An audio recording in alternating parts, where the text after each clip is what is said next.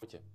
Možno to poznáte, keď prídete večer domov, sadnete si alebo lahnete, chcete zaspať, ale nejde to, pretože máte kopec premýšľania v hlave, množstvo obav a aj keď sa snažíte s tým niečo robiť, tak s tým nejde nič spraviť, jednoducho stále nad nejakou vecou premýšľate.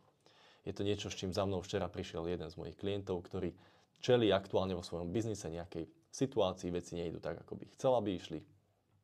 A nevie s tým nič spraviť. Nevie sa tých obáv zbaviť.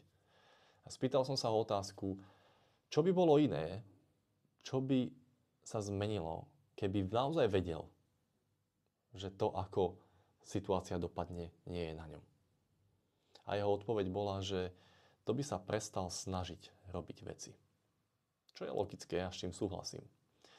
Ďalšia otázka ale potom je, čo by sa stalo potom, keby sa prestal snažiť robiť veci. Pretože podľa mňa jediné, čo by sa stalo, je, že by robil veci.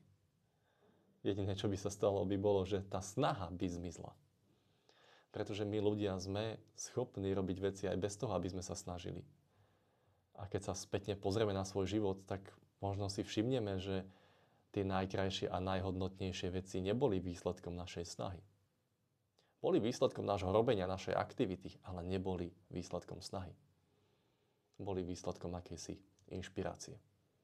Akurát v tom dennodennom prežitku si málo kedy dovolíme z tých obav vystúpiť, naozaj zastaviť a mať dôveru v to, že aj keď sa prestanem snažiť, tak napriek tomu budem niečo robiť.